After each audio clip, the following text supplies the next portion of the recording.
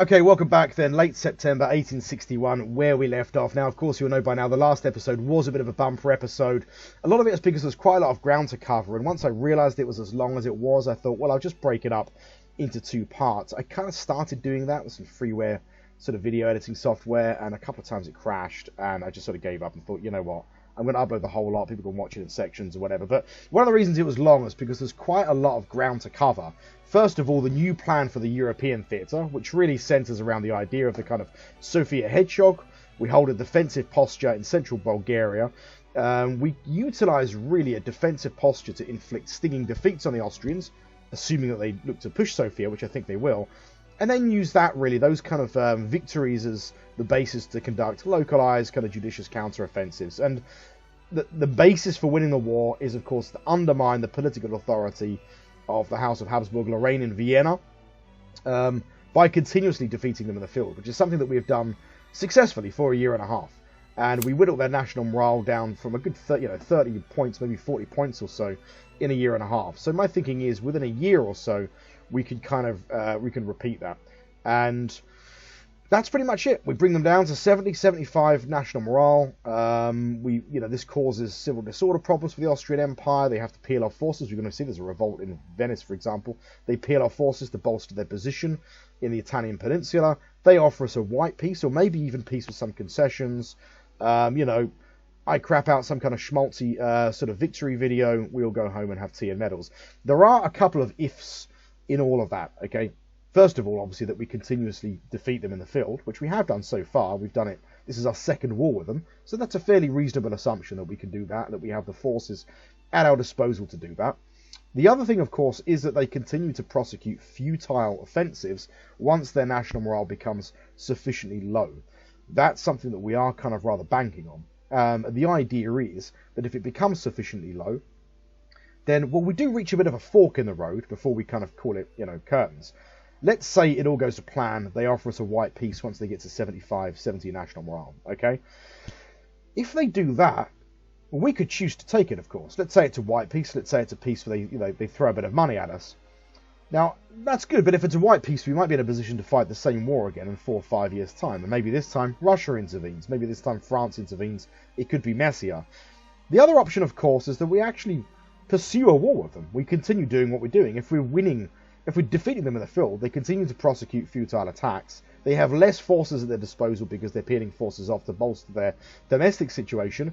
Why would we make peace with them?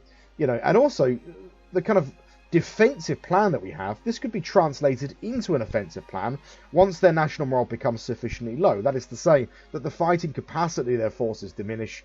They have less forces in theatre because they're peeling forces off. Then we might be in a position actually to conduct, a successful offensive to liberate Bosnia, maybe move into sort of Romania, and maybe even conduct a full-on invasion of Hungary and do what we did last time, but this time obviously with a view to inflict much, much more grave and serious damage on the Austrian Empire, as in to dismantle it. That would require a long-term plan for a kind of military occupation of Hungary, holding Vienna for a protracted period of time in order that we can impose our will upon them. So we'll be looking at a war that's going to last a good 3 or 4 years, okay, from where we are now. Food for thought. Do we do that? Do we just go for the white peace? A lot of that depends on the geopolitical situation in a year's time, but it's something that we can think about in the meantime. In the meantime, we've got 3 army commands in Sofia. They're all in relatively good shape. We have 2 reserve volunteer corps inside the citadel at Sofia, and we've got Rita Pasha with his kind of partially formed 5th Army in Rumelia, that's kind of holding the lines of communication and also providing support to Sofia, and in turn Sofia can provide support to him. One of his corps is being kind of reconstructed in Adrianople. That's this kind of conscript corps. There's a host of other volunteer corps also, Romanians, Poles and so on, Romanians, Ukrainians and such, also being constructed in Adrianople. And of course we have a cavalry division being constructed, or we did, cavalry division and 2 independent artillery regiments being constructed in Ankara with a view to move them on rails to join up with Rita Pasha's force. Rita Pasha is not expected to do anything, just sit there and conduct a successful defensive operation in Rumelia with ample support. And we have Avdi Pasha, who's took over command of Hussein Avni. They switched roles.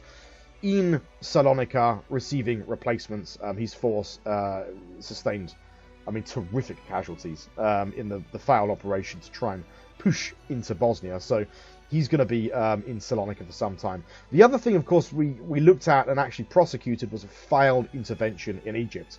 In retrospect, this was absolutely nonsense. It was completely farcical. I've given a bit of thought to this. Why is it that we have a theatre commander in somewhere like Yemen, for example, which is, okay, it's a pretty robust insurgency, but it's nonetheless just an insurgency, and we don't have a theatre commander for Egypt? It's a bit of hubris, grossly kind of underestimating Egyptian forces, and we will have to draw conclusions from this. And I've been developing a bit of a plan. I've taken a few days away, and I'm actually just uploading the last video now, and we'll upload this tomorrow.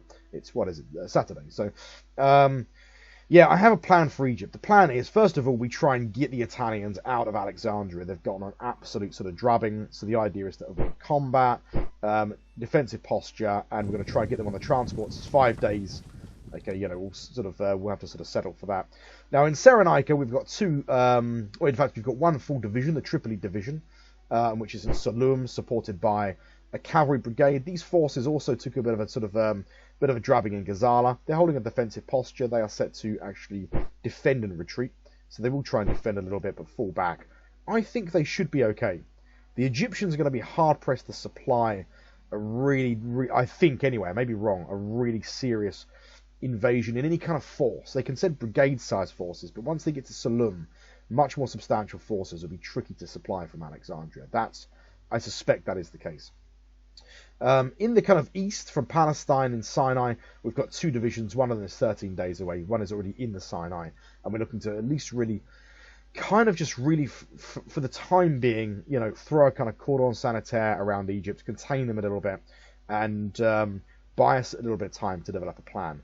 Now, these are the plans I'm sort of floating. One, we've got Abdi Pasha's army in Salonika. Once that's received all of its replacements, it's a field command of about 95,000 men. It's a proper field command. It'll be one of 5. My thinking is the one possibility is subtract that from the European theatre once it's reconstructed, move it in part either to Salonika, although Salonika I think is probably not a good idea. The closest supply base we have is Tripoli. It would be really hard pressed to supply a substantial force in Salonika for the time being, unless we chuck a bit of money at it. We could try and build a proper fortress in Benghazi or Tobruk, get a depot constructed. Again, that requires time, but it's a shorter trip from Salonika to Tobruk, for example. The longer trip is going to be Palestine, but this position is much more better placed to supply a much more substantial kind of invasion of Egypt. And plus we've got 2 divisions here also, which is a bit more substantial security. We can hold Sinai. We can even use the time to try and develop the infrastructure in Sinai a little bit. We've got tracks. We can build some roads.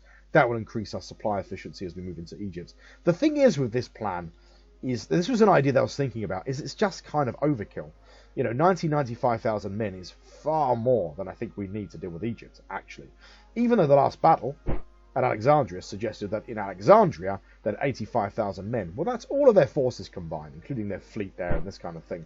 And they don't have any leaders that we can see. They don't have any kind of really capable generals.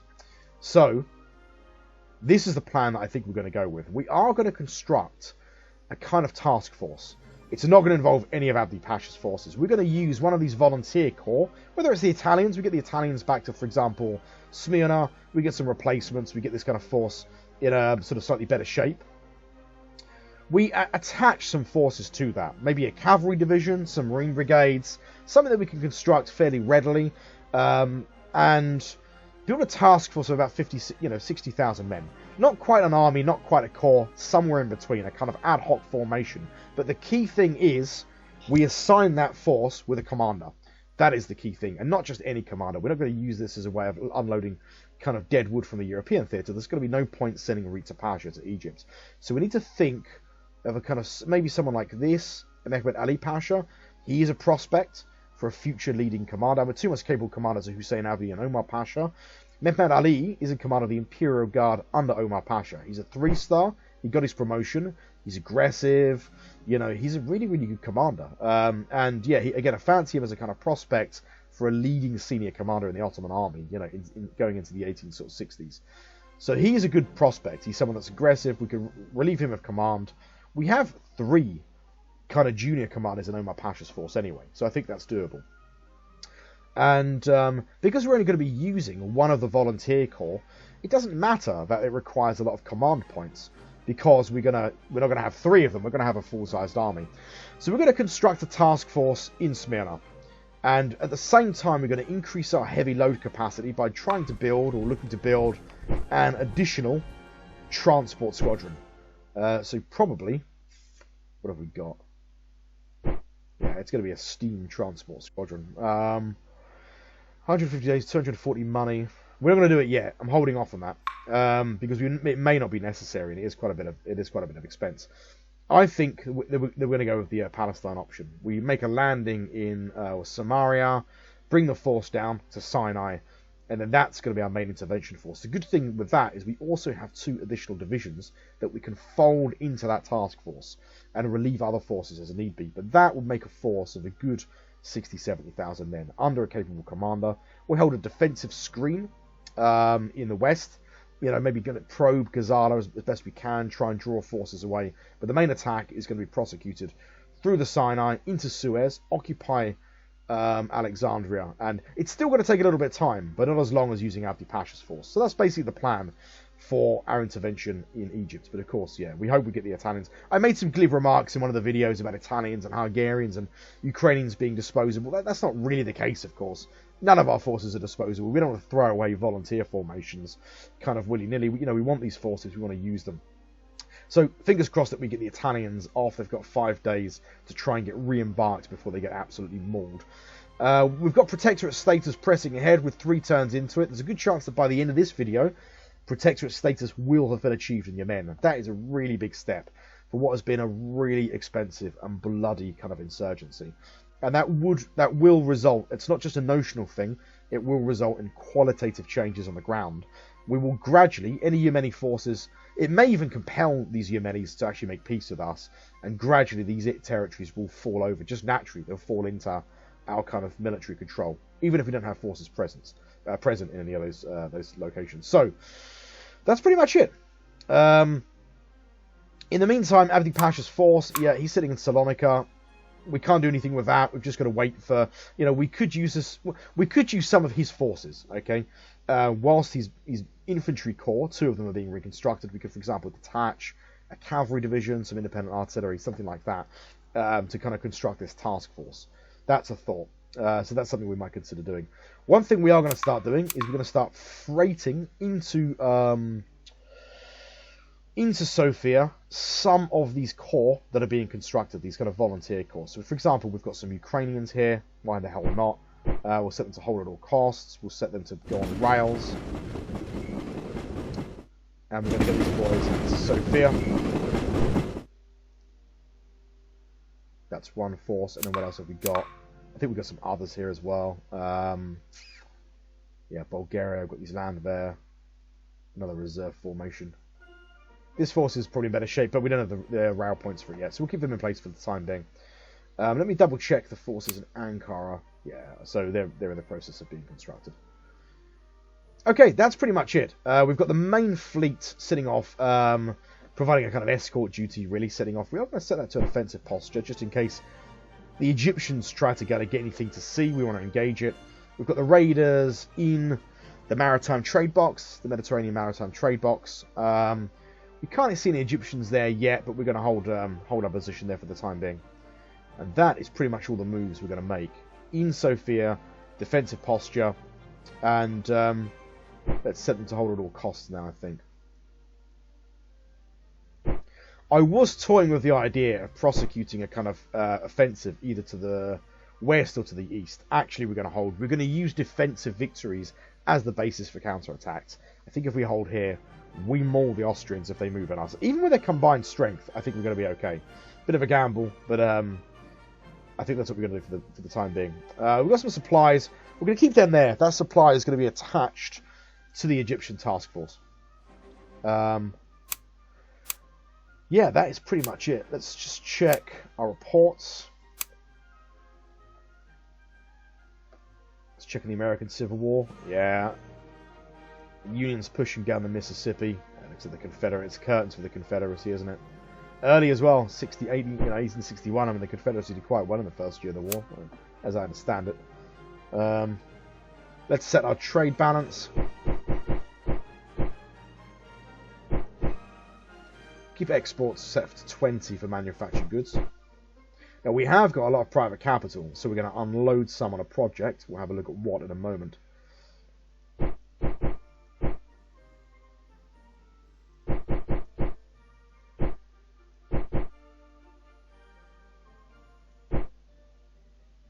Okay. Trade set. Let's check our assets balance. That looks kind of pretty reasonable. We've still got imports set to 10.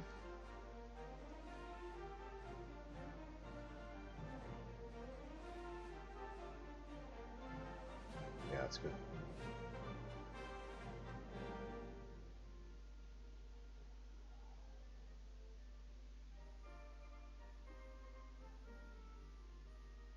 Iron is declining. Still. Are these iron mines not complete in the east? They are, but it's not enough. That's a surprise.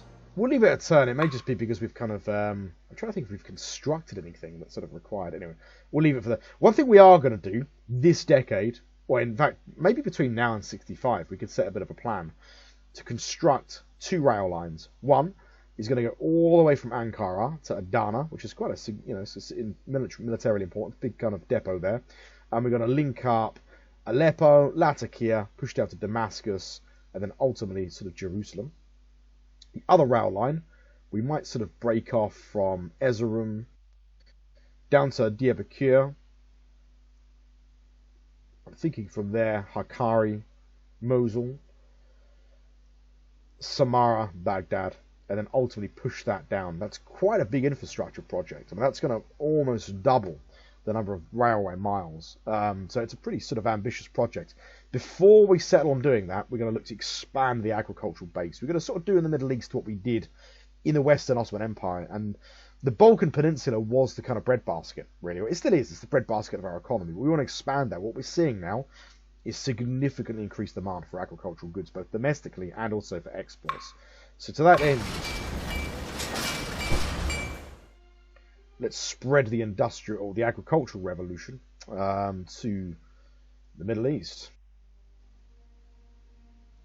So we go for Jerusalem.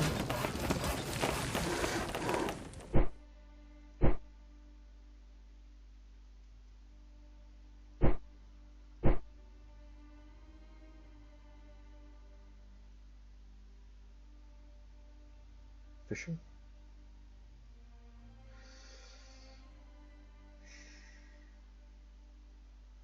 Let's get a fishing port in just because we actually have a rail line there. It seems mad not to kind of develop that region. For manufactured goods, 750. Good. These are 69 manufactured goods. Nice. And sign of the beast on private capital. But that's good.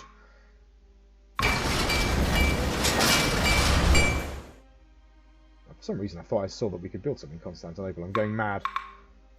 Right, okay. So that's 2 agricultural enterprises then. We're going to pad that out probably over the next sort of year with a few more in the Middle East, and then we're going to begin a construction, I think, from Ankara. I guess it's going to go through Kayseri, although we do have silk production in Konya, but that actually makes the line a little bit longer.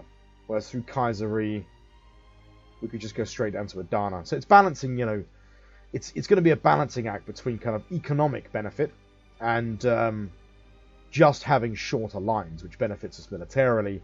And we can, further, in years to come, we can branch these lines off and create lots of little branch offs. But to begin with, we're looking to build the main lines. And the Middle East is quite rich. We've got prospects for iron mining. We're in the Middle East, in Syria and Lebanon. And again, it's agriculturally quite a wealthy region. So, yeah. Options. Let's just check our assets balance again. That's good. Got to really quickly check the regional census. Okay, everything seems okay there.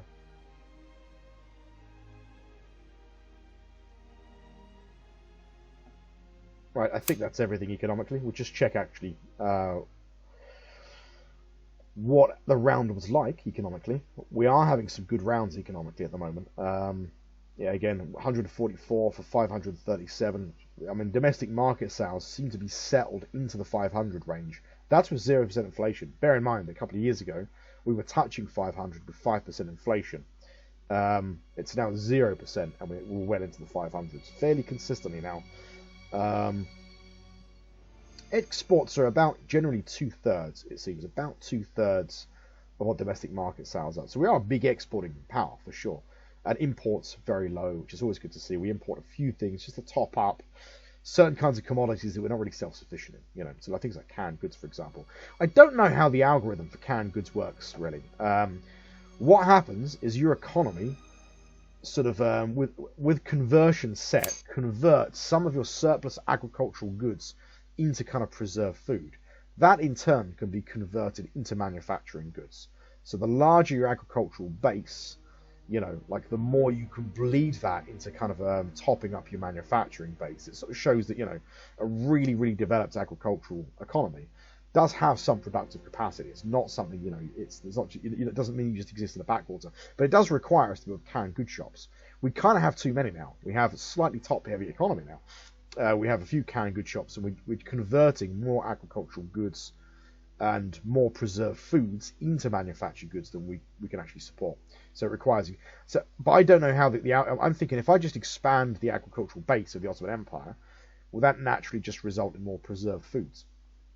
I have looked through the manual a couple of times. Bear in mind, I've read the manual like I'm sure at some point cover to cover in the last 10 years, but I can't recall. Anyway, that's pretty much it. That's probably not insanely long. That's probably already like 50 minutes, isn't it? Just that term. It's how easy it is to lose track. Right, that's good. Let's just check kind of what's happening elsewhere.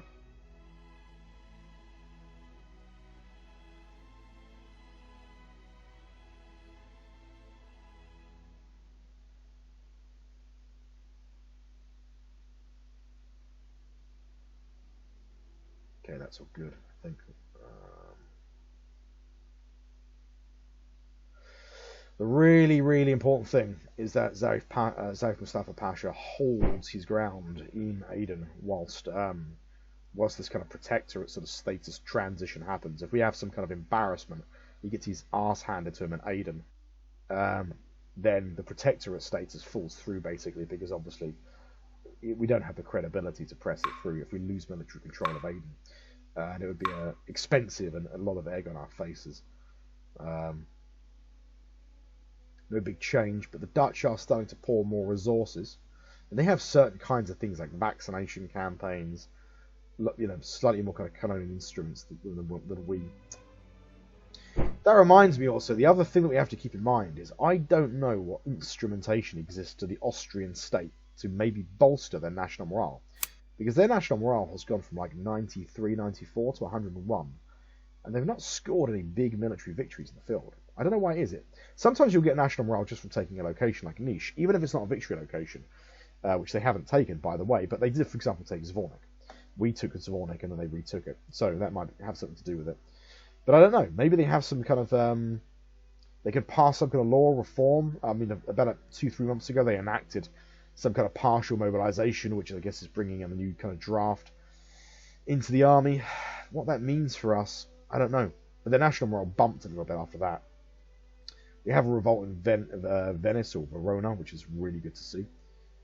And the real hope is that Piedmont and Sardinia make a move. Maybe with the support of France or something. That would be absolutely fantastic. But that's it. I'm going to put you on pause. There's nothing else that I can see here. Got to check our... We've got one diplomat. We're going to keep that for the time being. So yeah, war with Egypt, Saxony, Baden and Bavaria are just Austrian puppets. I'm surprised the Bavarian army hasn't made an appearance. I mean, it's not it's not like a micro-state. It's a fairly reasonable kind of principality in southern Germany, but I guess they're not sort of they don't fancy getting involved in a serious war in the Balkans.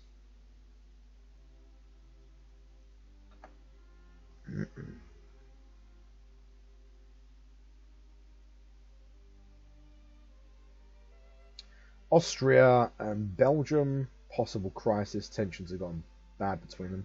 See, Austria's got involved, and it's got a lot of casus bellis, receiving casus bellis because of its poor relations. This is something that might snowball over time. Austria's kind of, it's got bad relations with a lot of powers. I suppose it's kind of Pride of Nations version of Bad Boy or something like that. It's not so mechanical, you know. It doesn't necessarily immediately mean that other powers will attack you, but it means that, you know, other powers are giving themselves like it wouldn't be frowned upon if a great power declared war on Austria now. Put it that way, because they have a casus belli, because Austria's is dirt. Its name is dirt on the international stage. Right, got to pass turn, got to put you on pause.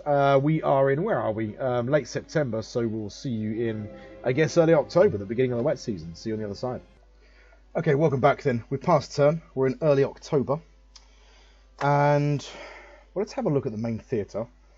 First of all, we can see there's been some movement and some interesting developments. It looks like the Austrians have pushed in the west through Macedonia, instantly occupying Skopje, and they have actually made a move for Salonica. This is interesting in more ways than one. First of all, they've got a substantial force here, but to assault Salonica is a large fortress. It's larger than Sofia.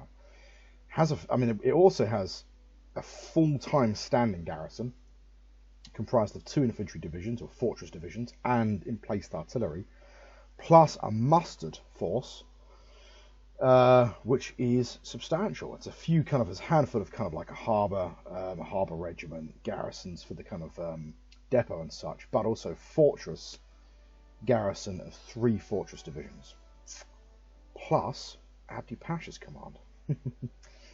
And it's a big fortress, yeah. It's presumably supplied from the sea, so I think we can continue to supply it whilst it's besieged. So there's that. And well, let's have a look through the combat reports before we look at what else is going on. So they assaulted Plevna again. The structure is intact, but they're making headway, battering the fortress. We inflicted 15,000 casualties in their besieging force. They can bring to bear 200,000 men at Plevna. We lost 13,000, plus they took 3,000, is it? 3,200 prisoners? Yeah, I think, 100, yeah. So 32, yeah, 3,200. And, yeah, we lose 2 elements. So I don't know how long Plevna's going to stand for, but it's getting hit. And the position at Plevna can be supported by a commander in Constanza. There are no commanders commanding the force in Plevna, but also fairly substantial forces in Bucharest, including a commander, so he can bring much of the force in Bucharest to the defence of Plevna if push came to shove. So we'll be looking at, I reckon, a force of 300,000 to 400,000 because it wouldn't be a quick action at Plevna either. Once it goes beyond a couple of rounds, these forces come into play and they can provide support. We could still win that. There is rain now in the Balkan Peninsula. It's early October. Not in the south yet. So still fairly clement weather in the kind of southern part of the Balkan sort of peninsula. So yeah, anyway, that's the first action, an attempted assault. The Egyptians are now probing out to the west. We engaged what looks like an infantry division in Sulum. We defeat them, inflict 2,500 casualties, and we lose an element, a light cavalry regiment, but it's only 800 men. And that's our division. Confusingly, Egyptians have some uniforms that are similar to ours, although not the same kind of force. When I looked at this, I thought, oh, they've got Marines. But no, it's just that their infantry divisions seem to have, or some of the elements seem to have a kind of Marine, very similar kind of style uniforms to Ottoman, but, you know, yeah, slightly different. And even a kind of khaki force here as well, which is interesting. Anyway, it's a victory, so we hold them there, but that's not it. I mean, we'll see from other reports anyway. We can now see that an insurgency, yeah, coincidence, I think not, developing in the interior Salonica. Yeah, so we get some options there. First of all, this Egyptian division looks like it's battered. We need to move this brigade is almost done for. So we're going to move these guys back to Tobruk. We'll get them to enter the structure there. And the division in Salum, we'll set that to an offensive posture, sustained attack. The idea is we've got to try and push that force back or destroy it if we can. As for anything else, we got the Italians embarked successfully from Alexandria, so we don't lose that core entirely. That's good news. Before I forget then, let's get these guys back up into Smyrna. Make sure the force is unloaded also correctly onto land. And we're going to bring the fleet north now. The reason being is we want to possibly bring our guns to bear against the besieging force at Salonica. So we're going to bring the main fleet north. Get them to hold on an offensive posture, just in case. Sometimes the Austrians do funny things in the take coastal regions. They might embark a force, send it around, try and besiege Albania. Or they might try and reinforce this position by sort of maritime means. So we want to hold the kind of northern Aegean and ultimately begin to bring our guns to bear against the Austrians. This Austrian force here is at the end of a tenuous supply system. They can receive supplies, unless, of course, we choose to pinch that position off, which, yeah, is a possibility. More on that in a moment. So, the engagement at Salum, you can see the rest of the readout, various forces being committed to different actions, and the big battle that takes place is it looks like the Austrians push a force through Varna, about 50 to 60,000 men. They take Varna, and they're looking to punch through Rita Pasha's position, which looks like the most vulnerable part of our position in Bulgaria, and mix things up in eastern Bulgaria, maybe get through to kind of Adrianople. At the very least, upset our line of communication. It is a 4 national morale point victory.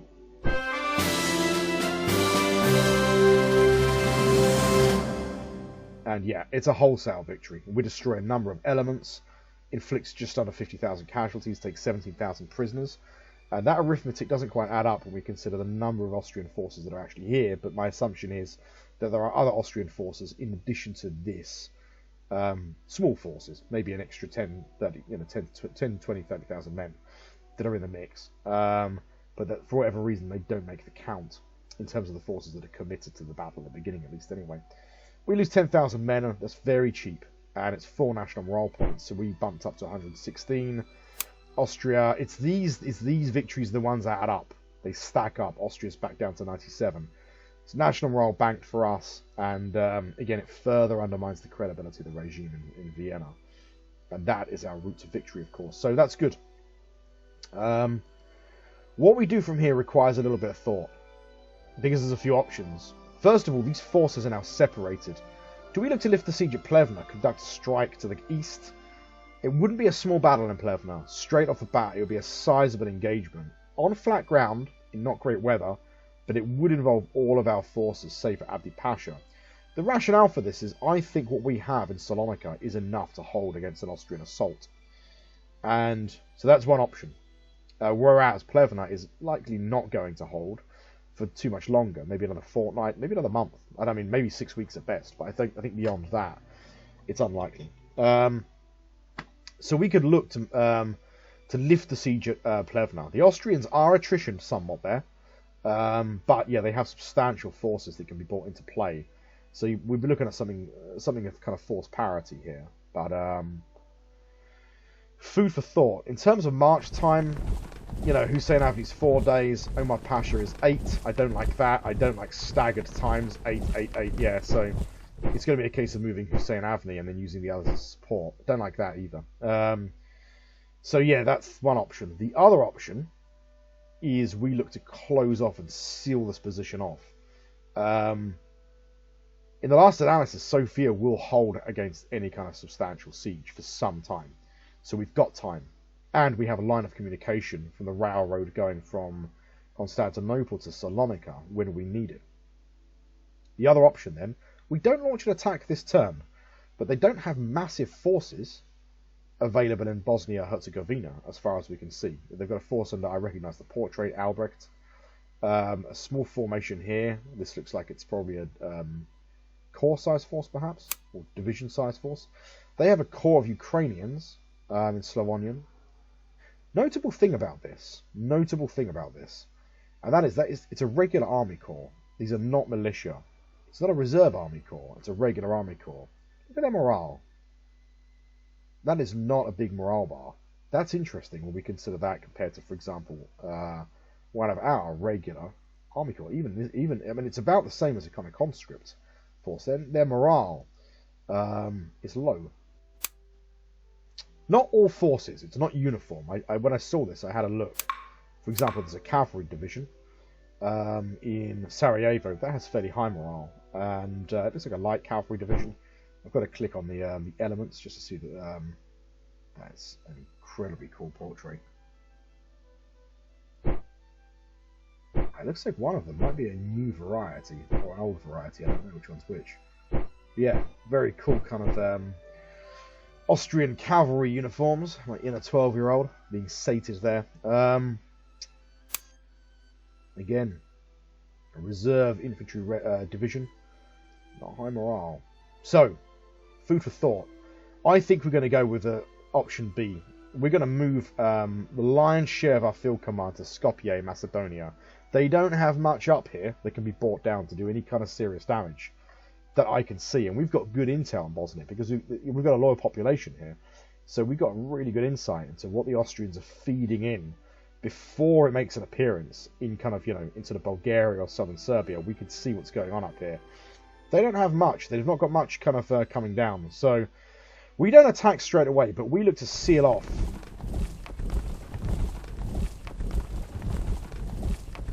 their position to the north. Get our forces in position.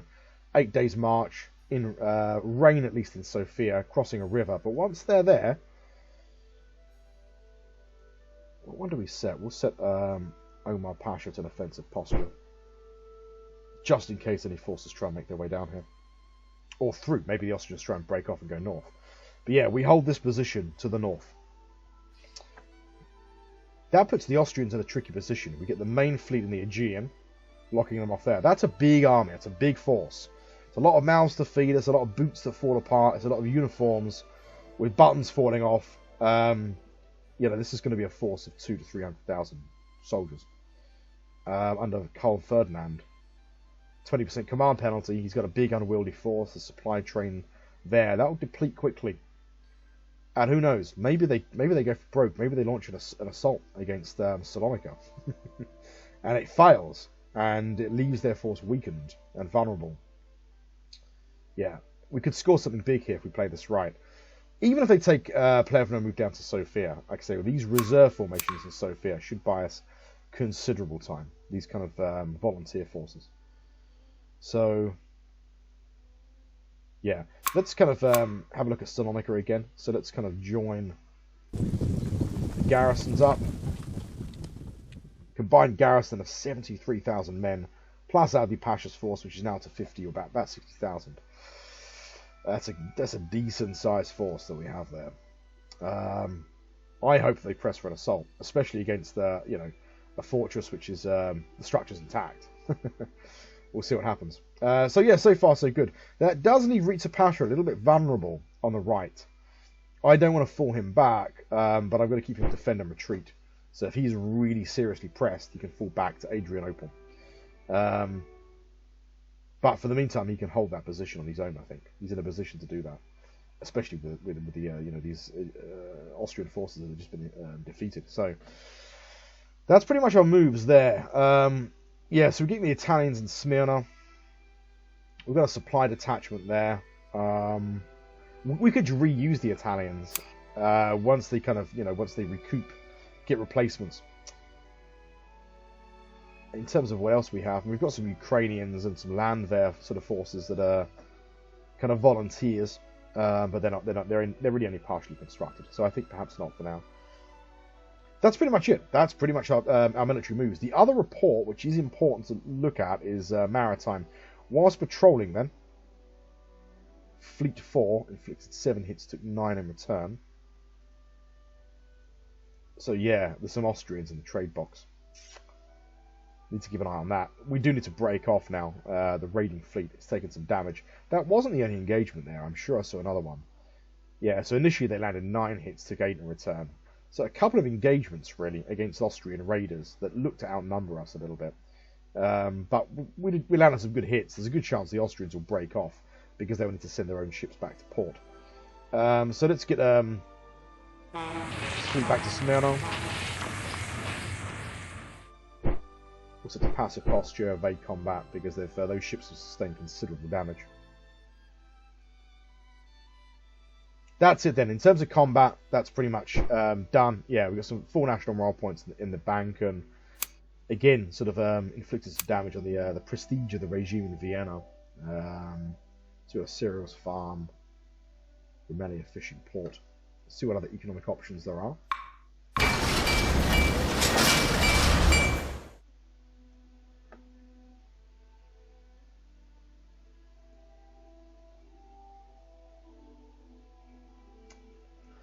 So there's another option for a fishing port in Trabzon, which has rail access. It's 800. That leaves us with 400. If it goes to cost 350, it's cutting it a little fine. We need 311. That's okay. We'll do that. We are pushing some pretty aggressive agricultural growth here. Actually, we've got a lot of sort of. Let's have a look. Yeah, so you can see with these little horse and cart things what we've got constructing and where. So a lot of kind of simultaneous kind of agricultural enterprises. The good thing with these is they soak up private capital. You're reinvesting in your economy, but they don't use a lot of manufactured goods or steel, which we're going to need. We're going to start stockpiling soon for some serious railway development. So we've got a luxury goods shop nearing completion, as well as a steel furnace in Ankara and a military gear factory in Sinop. Next factory is going to be a textile shop. We'll have a thought about where to put that. Maybe even, once we get the railroads down, maybe even look at somewhere like Baghdad or Damascus, perhaps. So that's Varna, where they push through Varna.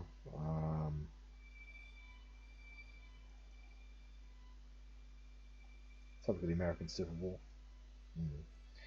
Yeah, the Confederacy is just kind of chopped liver at this point, isn't it? Yeah, lots of congratulations. I mean, that engagement, of course, required the support of neighbouring forces. My feeling now is, unless they try and really seriously reinforce that position, is that they're probably going to try and break contact. Yeah, lots of congratulations. Good victory, that. Economically decent round then. One of the good reasons of pushing manufactured goods every turn is that we get tax revenue, we get excise tax. I've been thinking about that with the Austrians as well. Where the hell are they getting their money from? We have this kind of peculiar situation where we've really probably the greater industrial power than Austria. We've got a bigger industrial base. So in terms of their tax revenue, they're not going to get a lot from tariff and excise tax, or that much from corporate tax necessarily. But I think that's probably offset a little bit by the fact that Austria will have a fairly developed civil service. I think they will be able to generate a lot of census tax and stuff like that. But I think we probably generate more tax returns than they do.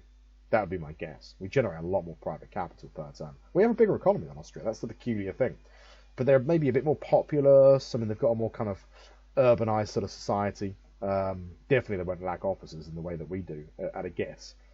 But I mean, how long can they sustain this kind of large army? And also, I don't think they have. Let's check what factories they have. Textiles in Krakow. Textiles in Lemberg. Furniture factory. I don't think they have a munitions works or anything that can supply steel works. I mean, we gutted their industrial heartland, remember? You see, I don't think... Yeah, they don't. They just don't have, like... They're dependent on imports for manufactured goods, for ammunition, for military supplies. They will have to import those things, which will eat into their private capitals. This war will hurt their economy in a way that it doesn't really ours so much. Like, their private capital will be spent on continuously exporting ammunition, supplies, manufactured goods, all those kind of things to maintain their army, which is substantial. But of course, I don't know to what extent the AI cheats there.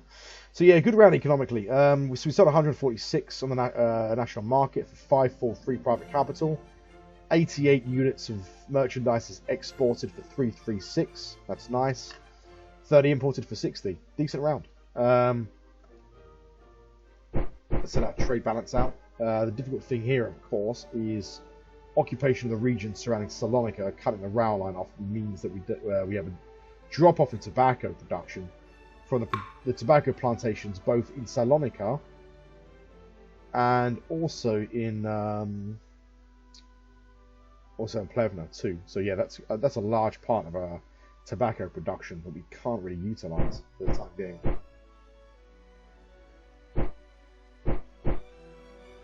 It's temporary, but that's why we have a decline in iron. I remember now. We actually have. If I go to our assets balance, so we can see iron. If we put iron to sort of we are in net. So we actually generate about 10 units per turn. That's really good.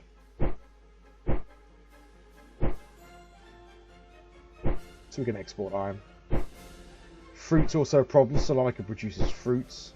Salonica is a wealthy region. It's not an area that we want to have besieged for a long period of time. Let's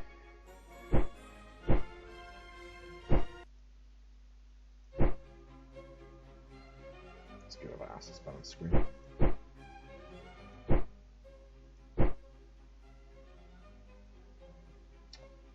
Okay, that looks good. Let's see a slight drop off in tobacco exports this turn. For the reasons I just mentioned. Assets balance looks decent. No problems. Okay.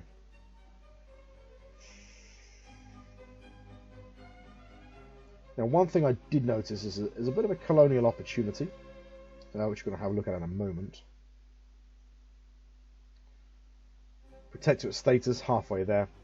We just need to hold Aden, no big upsets, nothing crazy happening.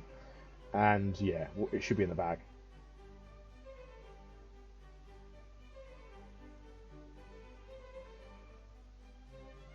Okay, good. Right, the colonial opportunity then, let's go to our kind of Ministry of Colonial Affairs, is Zanzibar. It's a British influenced territory. Now, scroll down. I mean, it's nothing that it's not an interest or an alert for us. Where is it? Down here. So it's actually a kind of one tile territory. The Austrians, I believe, had. So it's really a toss-up between Britain and Austria, Prussia. Britain and Prussia, sorry. Britain's at 35% CP, Prussia's 29%. And we have 24% colonial penetration, because we actually already tried to build something there.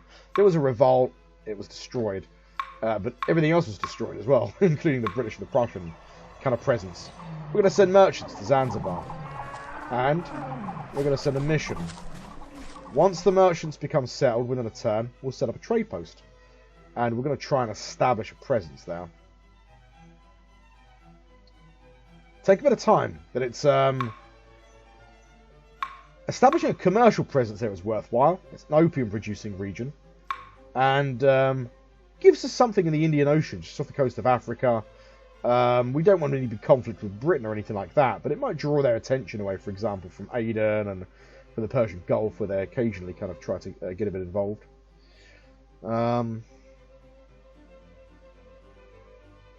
That actually, we can't do that. Let's go back, because that expends private capital, which we don't have available. We do have available, but we'll end up borrowing. We don't want to do that, really. 335. So we'll play the colonial merchants next turn. Glad I clocked that. Right, that's it then. Exports and everything set. Military move set. So, it's actually Omar Pasha that we want to set to an offensive posture. I can't have done it again. There we go.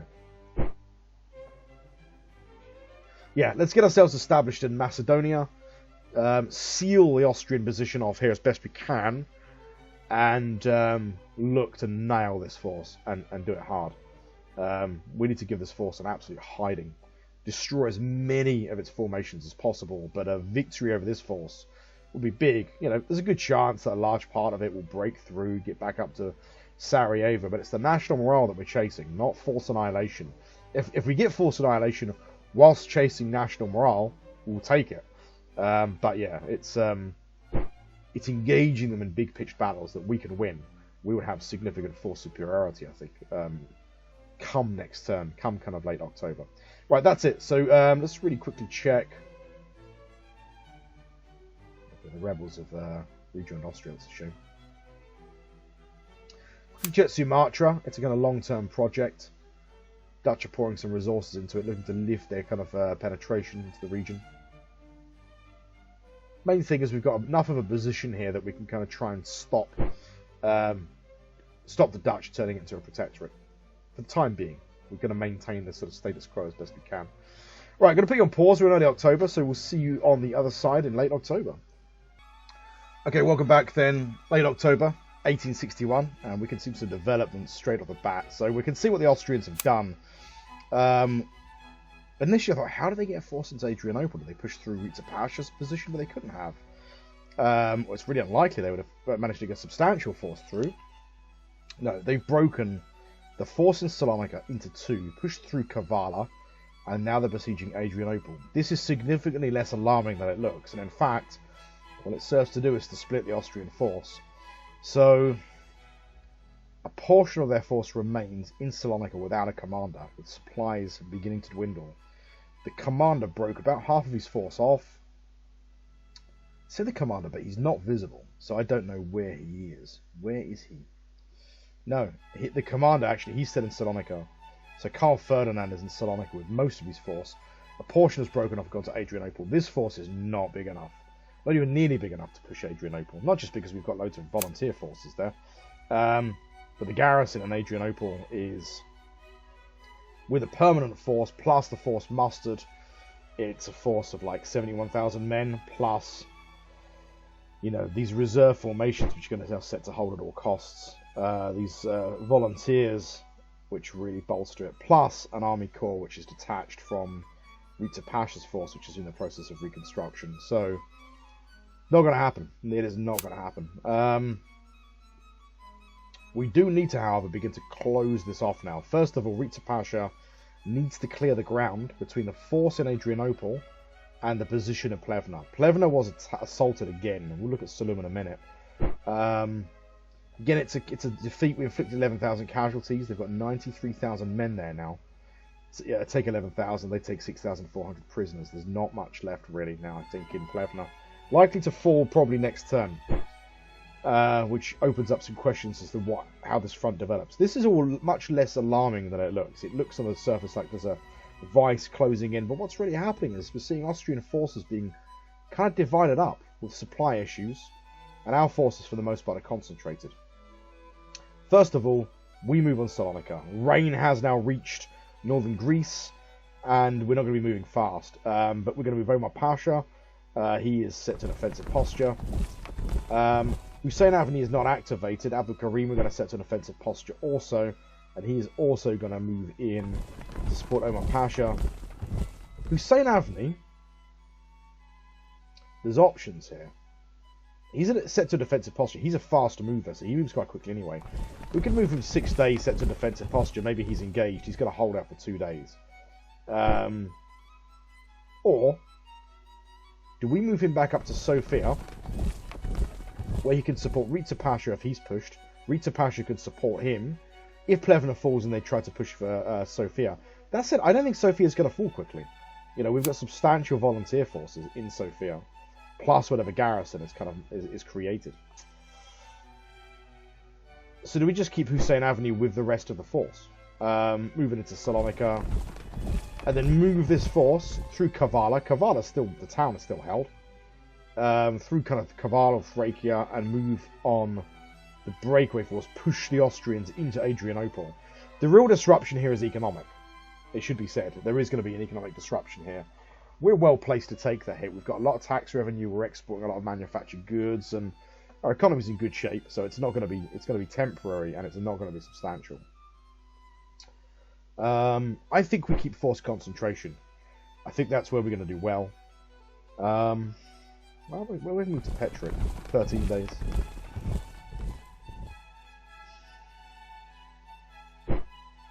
I don't like Hussein Avni getting there before the rest of the force. That's the thing. No, what the hell? He's set to a defensive posture. He's not going to engage. And he's going to he'll just defend if they attack him. If they're set to an assault, for example. But if they're both set to a defensive posture, there may be no contact at all. So he gets there 2 days before them. Then he's in a position there to actually support the offensive once it comes off. We're not going to push right through because it's an 8-day march anyway in difficult weather. We'll be crossing a river to go into Kavala, which is 19 days. Actually, let's make some of the headway. We might as well. So that's Abdul Karim Nadir.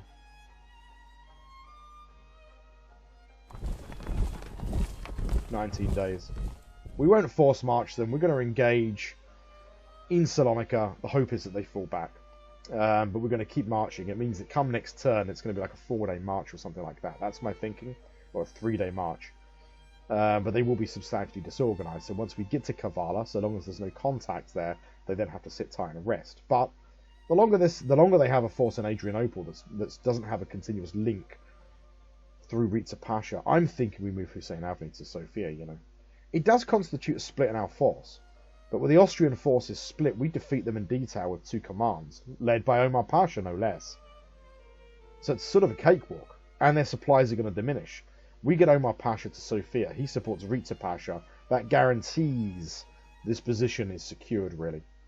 If Plevna falls, they would even have a hard time opening up a continuous link. That's where it could get problematic. They open up a link and they really push hard for Adrianople. Let's do that. Yeah, it's an 8-day march to Sofia, right? How long would it be to there? 23. Right. Hussein Avni's going to march back to Sofia. He's going to hold a position there. Make sure I've actually probably... Yeah, I have, yeah.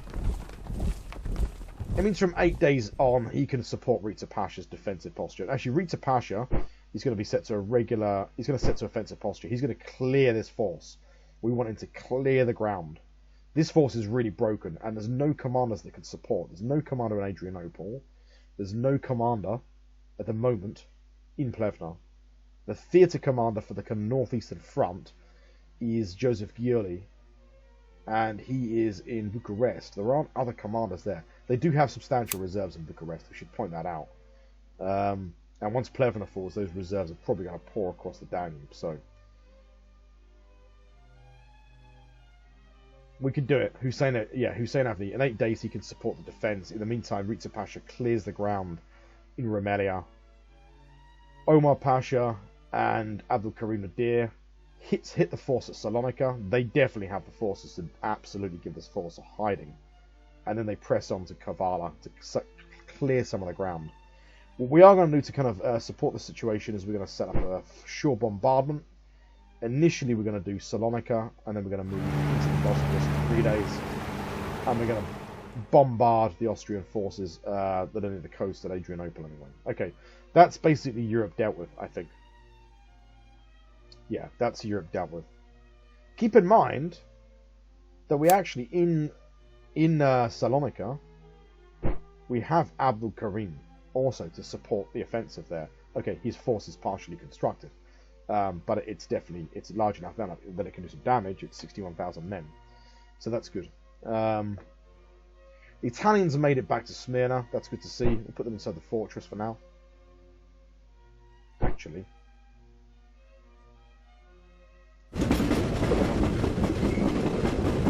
we put them on rails. We send them to Constantinople.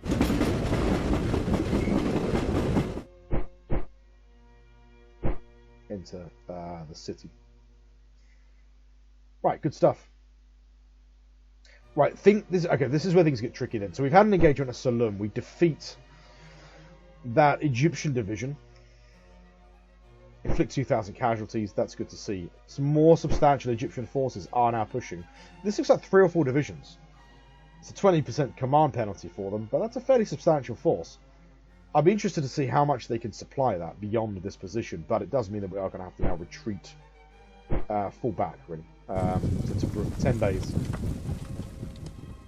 Retreat if engaged in evade combat. That might determine where our Egyptian task force lands.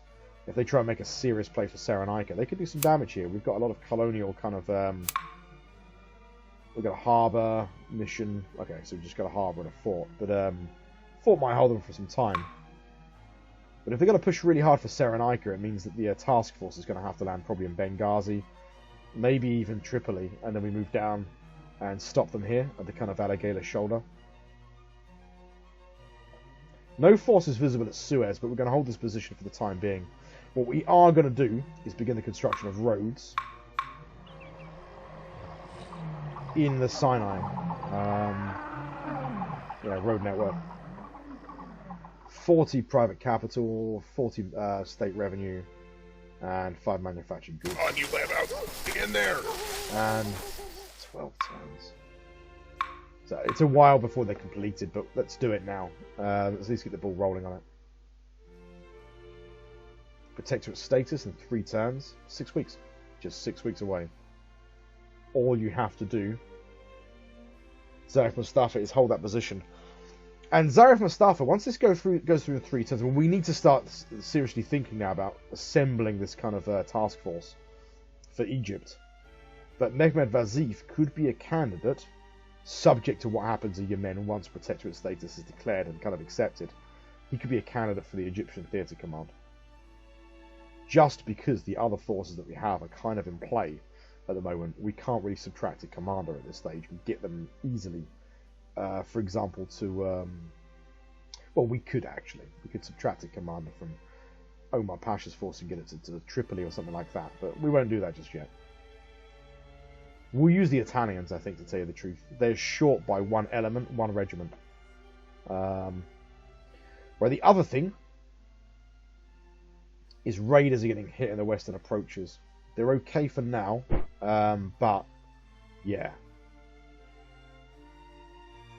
It's a bit annoying that the Austrians have some kind of basing rights, probably with Prussia, so they can actually conduct kind of maritime patrols and stuff on the North Sea, which is irritating as hell.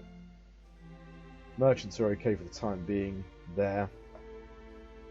Right, we've got a good amount of state revenue. What we are going to have to do is to get some spare parts for ships. Steel manufactured goods, officers, coal. So we've got 2 plus 1 heavy ships parts. It's quite expensive. Plus some private capital would expend on merchants. That is all for now. We kind of live hand to mouth a little bit with regard to kind of maritime reserves. But most of our reserves are committed to the army. Maritime reserves are also more expensive. It's not just men in uniform. It's, heavy equipment, ship parts and stuff like that. That's it. I think that's our moves made. We will keep, actually, the main fleet set to an offensive posture. It's going to have to dock in Constantinople soon, though. Alright, so we've got the raiding fleet. I don't know why they renamed. There we go. Osman Pasha's fleet. Yeah, he's going to have to sit tight in Smyrna for some time, for a while. Transport fleet is sitting tight in Smyrna.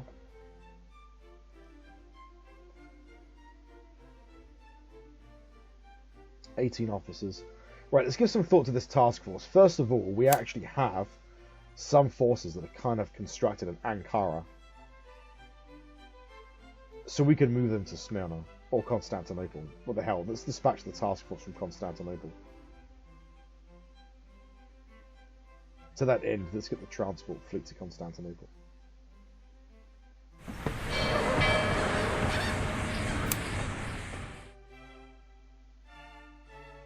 We'll do these forces for now. We'll move them on rails once their training is complete. It virtually is. That will join a corps, plus we've got a supply detachment.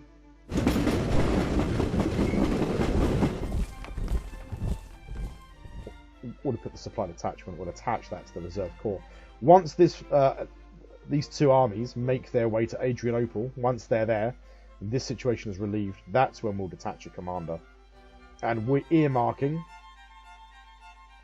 Mehmed Ali Pasha as a good, effective commander, an aggressive commander who I think is likely to do well.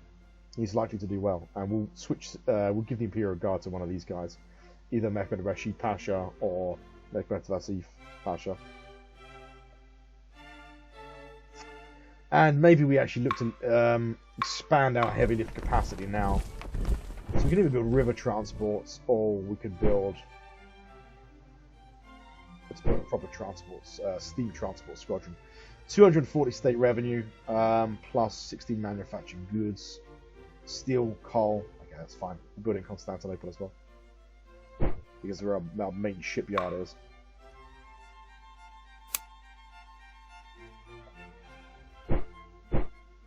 Hopefully that will construct quite quickly. And that should be enough, all told, with the rest of our transport fleet, which comprises one a transport squadron, which is Age of Sail. It's got a lift capacity of 40, plus a small river squadron that kind of supports it. That river squadron will break off. Once we've kind of done the deal with Egypt, we'll have transit rights, we'll have a permanent military force based there, and we'll be completely annihilating their economy. But we'll use the transport fleet for the Nile. We could even move it to Mesopotamia. We'll have a think about it. But we'll use it for one of the big rivers. Right, that's it. In terms of military moves, that is it. Let's have a look at kind of historical stuff, okay?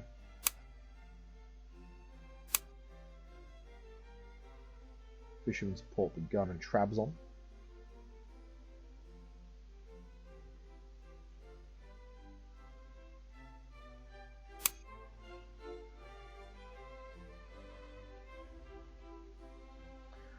The national morale is at 115. Austria's is sitting at 97.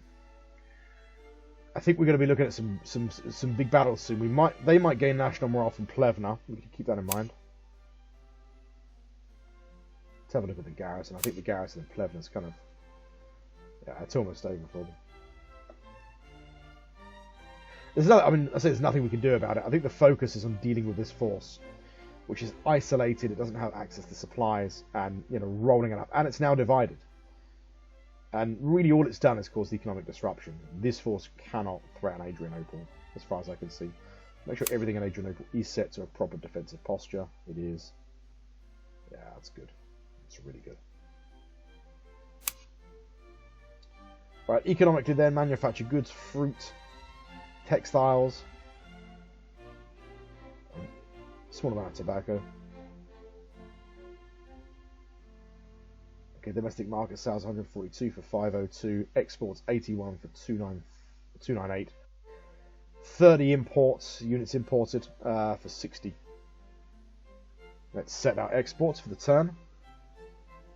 I'm tempted to end the video here because it's probably like in 5 hours or something, but I think, you know what, let's push on to kind of I'll end it next turn. So like let's at least get the Battle of Salonika, get the results on that.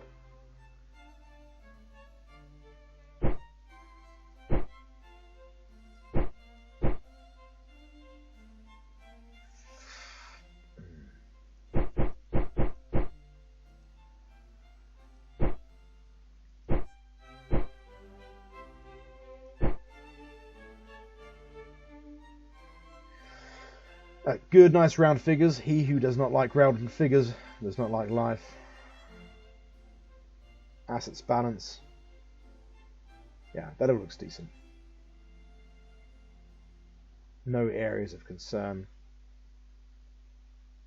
Tobacco exports are going to obviously dwindle a little bit temporarily. This is the tobacco belt plus Plevna. They're really kind of interfering a little bit with that kind of tobacco business. But it's temporary. They're just passing through these areas and disrupting them a little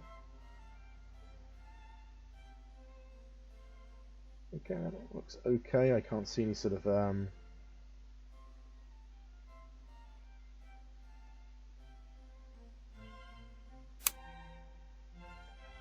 garrison forces for the most part.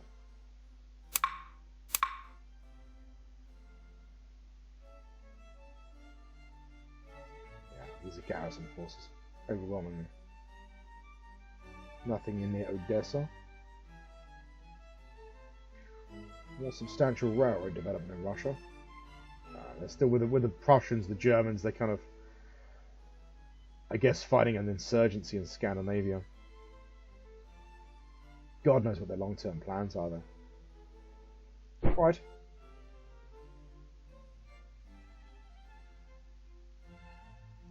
Check our census.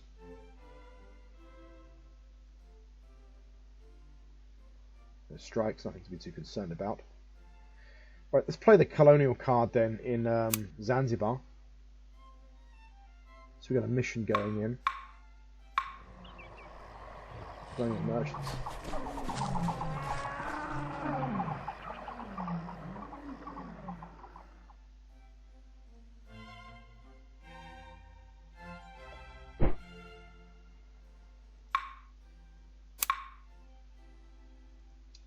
Hang on, where is it's here, isn't it? Where is that fleet? We'll sit tight there for a while.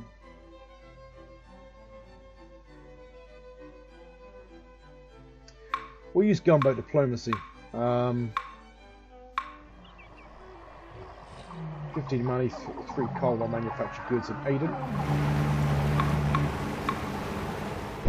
Since the fleet is based there, we can kind of utilise them. Okay, so we've spent a lot of money this turn. Doesn't feel like it. Doesn't feel like we've built anything substantial, but we have. We've not built anything substantial, but we have spent a lot of money on different things. Spec on Technology, Academy of Sciences. I think banking is national banks is not far off. Then we've got medals. What we're keeping an eye on here. Once we start building up a kind of windfall of state revenue again, we're going to be looking at so steel rails implementation is the other thing I think that might increase as a modifier for transport efficiency. I'm not sure if that increases, for example, the production of coal mines and such. I don't think it does. Muzzle-loaded rifles. We're not in a position to invest in that yet, but we're going to be soon.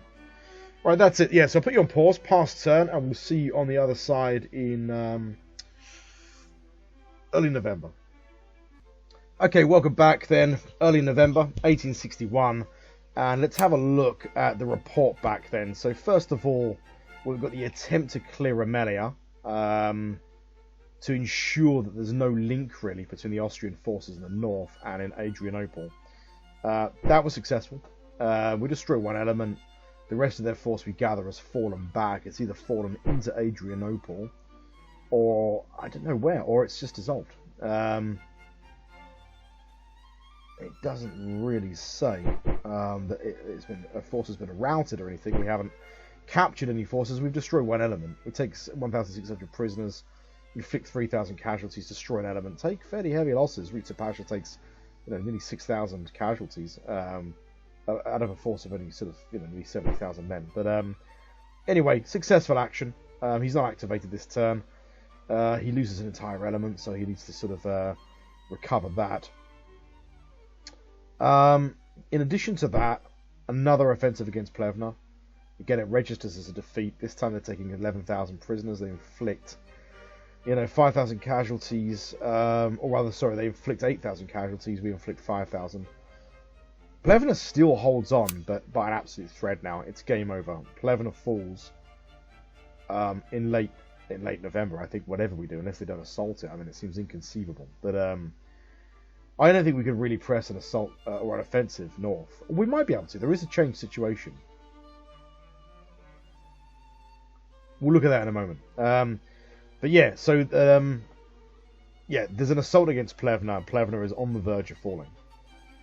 The other action then is in Salonica. It's a big battle. Falls into the command of Abdi Pasha, irritatingly. It really shouldn't, but it does.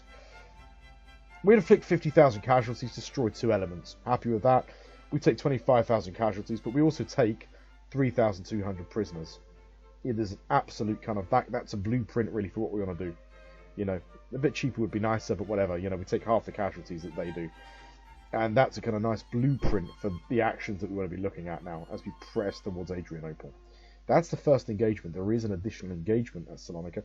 We don't gain a national morale point from that, even though it's a fairly convincing victory. Not sure why. Not sure what determines whether we gain national morale points or not. But anyway, the second engagement, we do gain a national morale point for that. I guess it's because it's much cheaper. Excuse me. We lose 8,000. We inflict nearly 30,000. We take 4,800 prisoners. Destroy 3 regiments of Austrian forces, and Austrians under von Ostrich, I think it is, isn't it? Yeah, Karl Ferdinand von Ostrich falls back now to Kavala. So, happy with that. I've already kind of made the moves for next turn, actually. But I'll show you what I'm going to do. Even though these guys are coming off a fairly long march, they're somewhat disorganised. Omar Pasha, he's going to press on into Kavala. It's 12 days, so again, he's going to be quite disorganised by the time he gets there. He's going to set to defensive posture, all-out attack. He's going to be joined by Abdi Pasha. His force is not completely reconstituted, but it is largely reconstituted. It's 70,000 men, just under. Let's have a look. Omar Pasha's a 12-day march. Abdi Pasha's organisation is high. He's an 11-day march. He gets there a day before Omar Pasha. Abu Karim Nadir, going to make a little sly move here. He's going to move to Plovdiv. 12 days. In this position, he can support an offensive against Kavala. He can support an offensive against Adrianople, and can conduct supporting actions for Hussein Avni and Sofia, and Rita Pasha in Rumelia.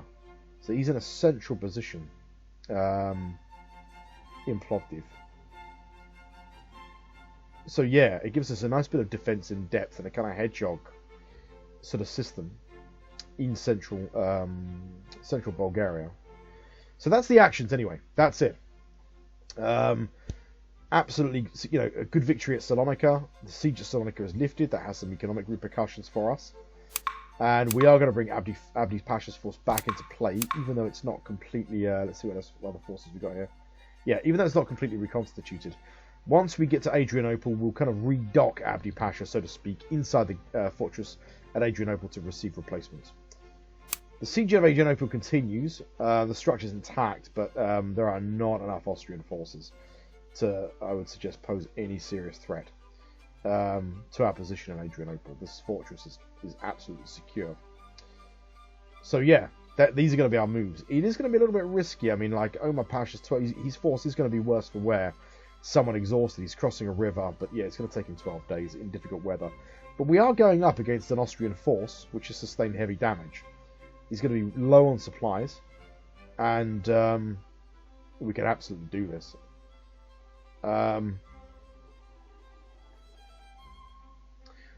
Let's set Abdi Pasha. Do we set Abdi Pasha? No, let's keep him to offensive posture. I mean, his force alone should be enough. Yeah, and in any case, a day later, Omar Pasha arrives there. Once that happens, we're going to give them a fortnight to rest. Recuperate in Kavala, receive replacements, and then whatever's left of this force, we're going to try and close the deal in Adrianople. And yeah,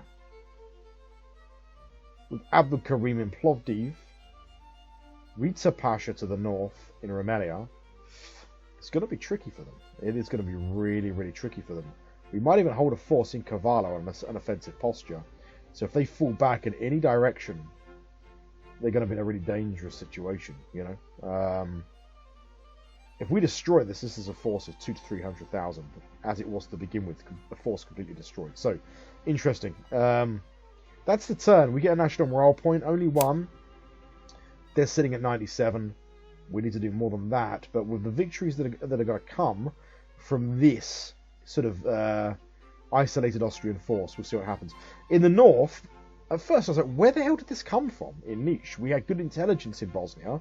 We knew the composition of the forces they had available. Where the hell, I suddenly realized the commander, Ghioli, he's from Bucharest. I checked Bucharest, our intelligence in Bucharest is that there are less forces. The Austrians have also passed through Agosta, so he has marched through Agosta, and he's looking to kind of bolster the position in the west. He still doesn't have enough forces. He's got, they've got a decent enough force now. That can be joined, of course, by whatever commander this is. But I think we're okay. I think we're safe for the time being. Keep in mind, if Hussein Avni is attacked, he's got the reserves inside the fortress, the volunteer forces that you can call upon as well. So we're in a pretty good position in Europe. Things are looking good. The Battle of Salonika, this is the kind of, it's like a touchstone victory for us, really. It's a blueprint for what we want to look at as we kind of press in on. Really, the real national morale, which is really the strategy that we're pursuing, is going to come from laying waste to Austrian formations, which are low on supply and isolated. That's going to be the basis, really, for a big national morale boost. It doesn't matter if we gain national morale. What we're really looking to do is take national morale from them. Losing large forces will do that. And actually would put us in a position where we would have something almost force parity-wise, almost in the north. If we destroy this entire force, which to be clear is not necessarily going to happen, but if we destroy enough of this force, and this force is going to be hard pressed. They could get back if they could get back up north to Plevna, they could get supplies at Plevna and they could get replacements down into Plevna. But anyway, we'll fall off that bridge when we come to it. That's pretty much it. The other good news is in Egypt, the rather sort of odious looking kind of Egyptian presence in Salum. That force has fallen back. Perhaps supply issues. Perhaps they're looking to get to keep concentration in Egypt. That's bought us a bit of time. There's still an insurgency in the interior, but yeah, that gives us now a bit of time to kind of get a task force assembled.